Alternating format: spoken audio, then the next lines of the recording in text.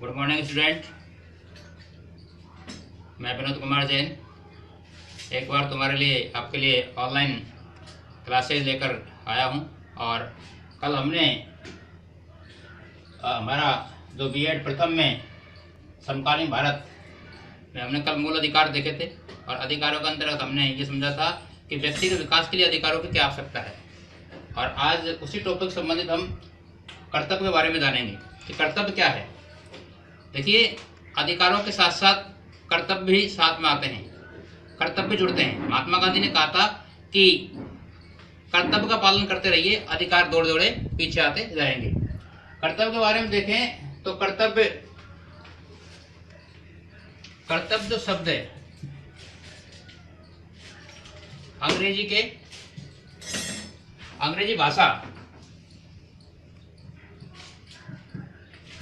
भाषा के शब्द ड्यूटी का हिंदी रूपांतरण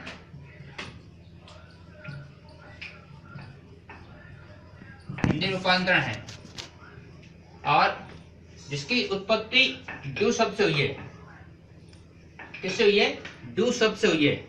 और ड्यू शब्द का मतलब होता है, ड्यू शब्द का जो मतलब होता है वो होता है उचित। क्या होता है? उचित। अर्थात कर्तव्य का तात्पर्य ऐसे कार्य से है जिसे व्यक्ति नैतिक और कानूनी दृष्टि से करने के लिए बाध्य है। अब नैतिक और कानूनी दृष्टि, नैतिक और कानूनी दृष्टि से हम करने के लिए बाध्य होते हैं। कुछ कर्तव्य ऐसे होते हैं जो नैतिक दृष्टि से हमको करने पड़ते हैं, जो हम कर्तव्यों को प्रकार में देखेंगे। लेकिन जैसे परिवार के प्रति हमारा क्या कर्तव्य है, समाज के प्रति हमारा क्या कर्तव्य है, राष्ट्र के प्रति हमारा क्या कर्तव्य है, और अंतर्राष्ट्रीय तो हम वसुधैव कुटुंबकम की भावना में रहते हैं, तो अंतर्राष्ट्रीय कर्तव्य हमारे बनते हैं। तो इन कर्तव्यों को हम नैतिक कर्तव्यों के बारे में देखते हैं। कुछ कर्तव्य आते हैं कानूनी कर्तव्य। कानूनी कर्तव्य होते हैं जो व्यक्ति को संविधान में किसी प्रत्येक देश के संविधान में द्वारा निर्धारित कर दिए जाते हैं। जैसे कुछ कानूनी कर्तव्यों में उल्लेख कर रहा हूं, जैसे कानून का पालन करना है, मत देना है, कर देना है। तो इस प्रकार के कर्तव्यों का हमको पालन करना पड़ता है। और कर्तव्य के बारे में यदि देखें तो ये कहा जाता है कि कर्तव्य और अधिकार एक ही सिक्के के दो पहलू हैं। एक ही सिक्के के दो पहलू माने जाते हैं। अब हम कर्तव्यों का वर्गीकरण देखें। कर्तव्य के प्रकार कितने हैं? देखिए, कर्तव्य निभाना हर व्यक्ति का एक नागरिक का कर्तव्य होता है और व्यक्ति को उचित कर्तव्य का पालन करते रहना चाहिए। कर्तव्यों का वर्गीकरण, कर्तव्यों को हम एक डायग्राम के माध्यम से पढ़ाते हैं। एक डायग्राम देखते हैं। पहला आता है आपका नैतिक कर्तव्य। कौन सा कर्तव्य? नैतिक कर्तव्य। दूसरा आता है आपका कानूनी कर्तव्य। कानूनी कर्तव्य। नैतिक कर्तव्य वे कर्तव्य होते हैं जो राज्य के द्वारा बाधित नहीं होते हैं। राज्य के द्वारा जिनका कोई बाध्य नहीं किया जाता है, लेकिन व्यक्ति को समाज के प्रति, परिवार के प्रति उन कर्तव्यों का पालन करना ही होता है। जैसे पहला कर्तव्य होता है, सबसे पहला कर्तव्य आता है व्यक्ति का स्वयं के प्रति क्या कर्तव्य है। स्वयं के प्रति कर्तव्य। तो स्वयं के प्रति कर्तव्य क्या है? देखिए, स्वयं के प्रति कर्तव्य है कि पहले तो सबसे कि व्यक्ति शारीरिक मानसिक रूप से समृद्ध रहे, खुद का स्वास्थ्य का ध्यान रखें।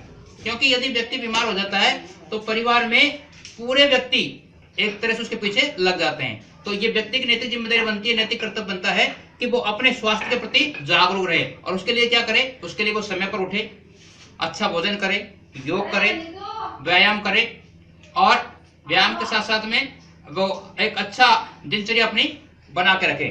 तो ये होता है स्वयं के प्रति कर्तव्य। दूसरा प्रति यदि देखें तो परिवार के प्रति कर्तव्य। परिवार के प्रति कर्तव्य, देखिए, प्रत्येक व्यक्ति परिवार का ऋणी रहता है। व्यक्ति जब जन्म लेता है तो परिवार कि उसका लालन पालन पोषण, उसको क्या खाना है, उसको क्या पीना है, उसकी प्रत्येक जिम्मेदारी परिवार में होती है। तो हमारा एक परिवार के प्रति कर्तव्य बनता है कि हम परिवार के प्रति कर्तव्य निभाएं, माता पिता की सेवा करें और अपने भाई बहनों की देखरेख करें। और इसके साथ साथ व्यक्ति का परिवार के प्रति एक अग्रिम कर्तव्य होता है, वो है कि परिवार के निरंतर विकास के लिए कार्य करते रहना। अगला कर्तव्य यदि हम देखें तो समाज के प्रति हमारा क्या कर्तव्य है? समाज के प्रति कर्तव्य। देखिए, अरस्तु ने कहा है कि मैंने कल ही बताया था आपको, मनुष्य एक सामाजिक प्राणी है। मनुष्य का विकास किसमें होता है? समाज के अंदर होता है। समाज से केवल दो ही व्यक्ति बाहर रहते हैं, पशु और देवता। तो समाज के प्रति हमारा कर्तव्य बनता है कि हम समाज के हित में कार्य करते रहें, समाज के विकास में कार्य करते रहें। अब समाज में यदि, क्योंकि समाज किससे बनता है? हमसे मिलकर बनता है, और समाज हमसे मिलकर बनता है, और समाज के एकता के लिए हम कार्य करें, एकता के लिए हम कर्तव्य निभाएं। समाज में यदि हमारे आसपास कभी कोई संकट आ जाए, कोई भूकंप आ जाए, कोई आपदा आ जाए, कोई वर्षा ऐसी आ जाए, समस्या आ जाए, तो हम एक दूसरे के साथ मिलकर कार्य करें, कर्तव्य निभाएं। साथ साथ हमारा समाज के प्रति एक कर्तव्य बनता है कि एक व्यक्ति होने के नाते हम इस बात का ध्यान रखें कि हमारे आस पड़ोस में कोई व्यक्ति भूखा तो नहीं सो रहा है। ये सबसे बड़ा कर्तव्य बनता है कि हम उस व्यक्ति को भूखा नहीं सोने दें। यदि हमारे घर में कोई बाहर से अतिथि आ जाता है तो उसका हम सत्कार करें, उसको भोजन कराएं, उसको उठने बैठने और सोने की व्यवस्था करें। तो समाज के प्रति कर्तव्य कि निरंतर समाज का विकास होता रहे। और समाज का विकास किससे होगा? नागरिकों से होगा। और नागरिकों का एक कर्तव्य है वो समाज को आगे बढ़ाए, समाज की अच्छी परंपराओं का पालन करें। समाज में यदि कोई गलत परंपराओं का प्रचलन रहा है तो उसका विरोध करना भी समाज व्यक्ति का समाज के प्रति कर्तव्य होता है। जैसे हमारे समाज में आज भी काफी परंपराएं हैं, जैसे दहेज प्रथा है, बाल विवाह है, सती प्रथा है। तो इन प्रथाओं का विरोध करना समाज के नाते एक नागरिक का कर्तव्य होता है। कोई ऐसी परंपरा को आगे नहीं बढ़ाए जो समाज के विकास में बाधक हो। हमारे समाज में देखा जाता है आज भी महिलाओं के प्रति द्वेषता का व्यवहार रखा जाता है, घृणा का व्यवहार रखा जाता है, बालिकाओं के प्रति अन्याय का एक अलग तरह समाज में माहौल है। तो एक व्यक्ति का कर्तव्य बनता है कि राष्ट्र के विकास के लिए महिलाओं को भी आगे बढ़ाएं ताकि वो अपना जीवन का संपूर्ण विकास कर सके। तो ये समाज के प्रति कर्तव्य होता है। इसके साथ साथ हम देखें, समाज के साथ साथ राष्ट्र के प्रति भी हमारा कर्तव्य है। राष्ट्र के प्रति हमारा क्या कर्तव्य है? राष्ट्र के प्रति कर्तव्य, देखिए, राष्ट्र के प्रति सबसे महत्वपूर्ण करते हैं कि राष्ट्र के विकास के लिए क्योंकि हमको निरंतर कर्तव्य निभाते रहना चाहिए। राष्ट्र की एकता बनी रहे, अखंडता बनी रहे, उसके लिए हमें कार्य करते रहना चाहिए। ये हमारा मूल कर्तव्य होता है। इसके साथ साथ हमें ऐसा कोई कार्य नहीं करना चाहिए जिससे राष्ट्र की एकता और अखंडता पर चोट पहुंचे। हमें सांप्रदायिक सद्भाव बनाए रखना चाहिए ताकि राष्ट्र हमारा विकास करता रहे, शांति बने रहे। और साथ साथ राष्ट्र में ये जिस देश के अंदर क्योंकि देश संविधान चलता है तो हमारे मूल कर्तव्य बनता है राष्ट्र की एकता के लिए हम संविधान का पालन करें, कानून का पालन करें, जिससे हमारा राष्ट्र आगे बढ़े। और सबसे मूल कर्तव्य राष्ट्र से प्रेम करना, राष्ट्र की भक्ति, राष्ट्र के प्रति भक्ति दिखाना। यदि किसी समय में राष्ट्र में कोई आपातकाल आ जाता है, कोई संकट आ जाता है, तो हमारा ये नैतिक और राष्ट्रीय कर्तव्य बनता है कि हम राष्ट्र की एकता के लिए उस संकट का सामना धैर्यपूर्वक करें और जितना हमसे बन सके उतनी हम राष्ट्र के प्रति मदद करें। तो ये राष्ट्र के प्रति कर्तव्य बढ़ जाता है। साथ साथ यदि हम देखें तो क्योंकि हम वसुदेव कुटुंब की भावना में रहते हैं, जियो और जीनो दो की भावना रहते हैं, अहिंसा परमो धर्म, ये हमारा एक आचरण का हमारी हृदय की भावना है। और ये कर्तव्य बनता है राष्ट्र के साथ साथ हम अंतर्राष्ट्रीय तक पहुंचे, क्योंकि हम हमारे जीवन की परंपरा रही है हमारे भारतीय संस्कृति में वसुदेव कुटुंब, अर्थात पूरा विश्व मेरा परिवार है। तो अंतर्राष्ट्रीय कर्तव्य में यदि हम देखें तो हमें सबसे पहला अंतर्राष्ट्रीय कानूनों का पालन करना चाहिए, अंतर्राष्ट्रीय संधियों का पालन करना चाहिए, अंतर्राष्ट्रीय भावना बनी रहे, वसुदेव कुटुंब भावना बनी रहे। तो उस राष्ट्र में, क्योंकि व्यक्ति का कोई भी कार्य यदि व्यक्ति करता है तो उससे केवल एक व्यक्ति ही प्रभावित नहीं होता बल्कि पूरा समाज प्रभावित होता है, पूरा विश्व प्रभावित होता है।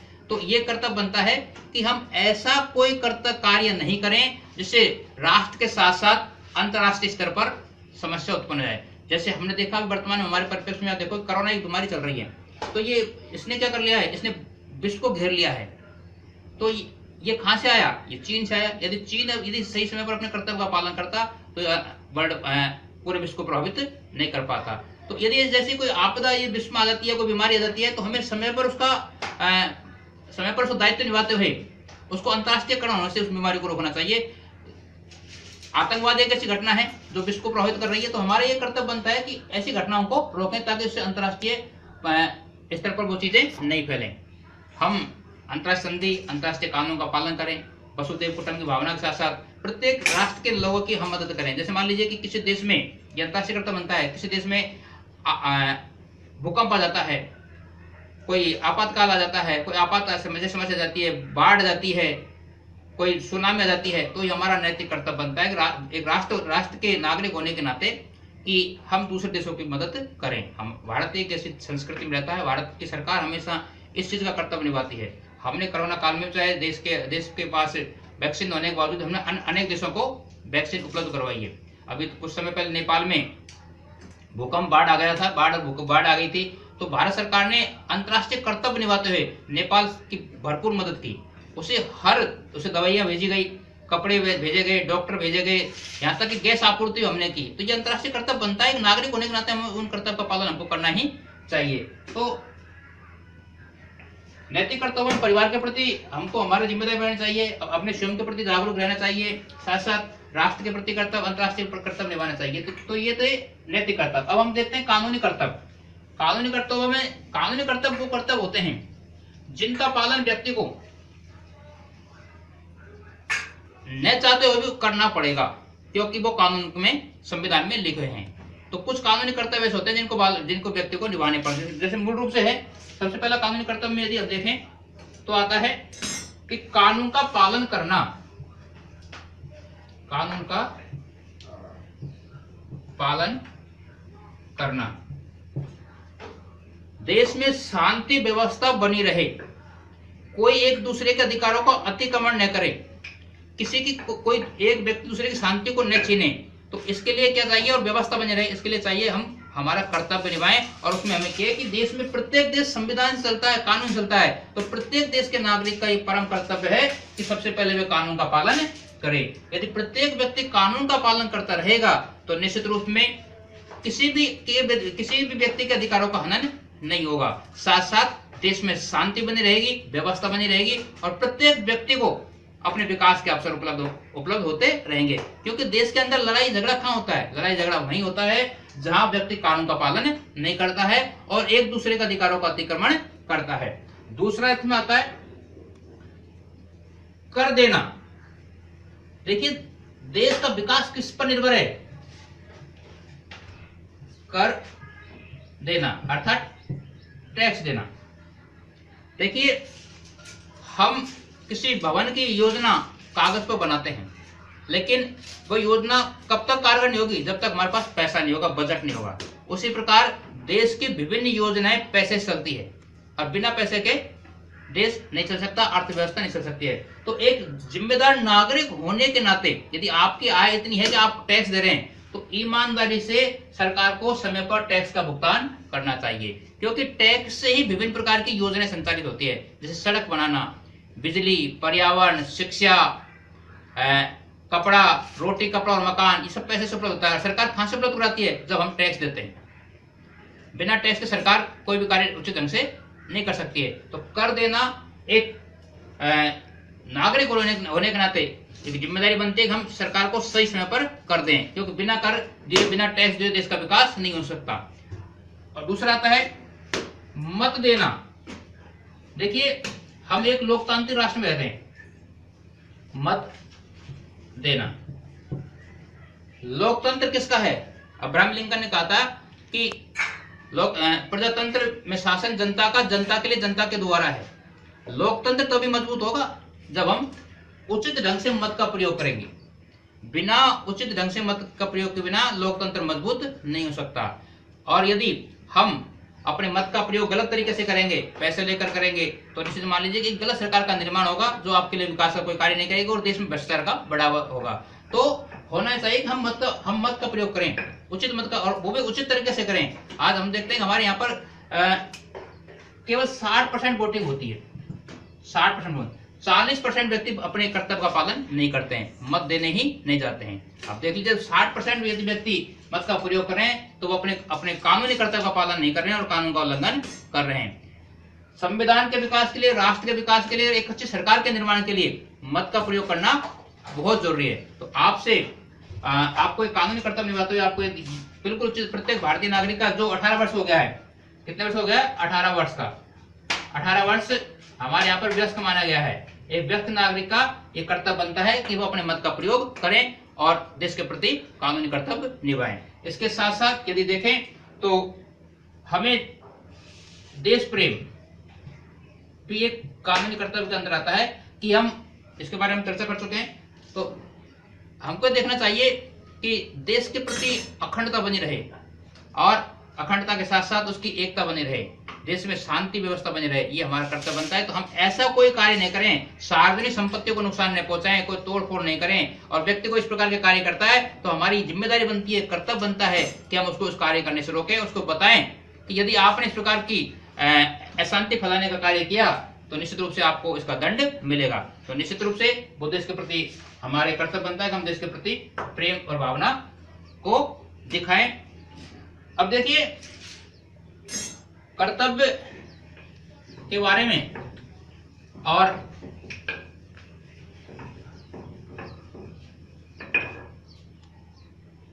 कर्तव्य अंत में मैं आपसे ये चर्चा करते हुए यहाँ समापन करूंगा कि हमें एक भारतीय होने के नाते, एक नागरिक होने के नाते मैंने आपके सामने जो कर्तव्य बताए हैं उन कर्तव्य का पालन आपको करना चाहिए। धन्यवाद।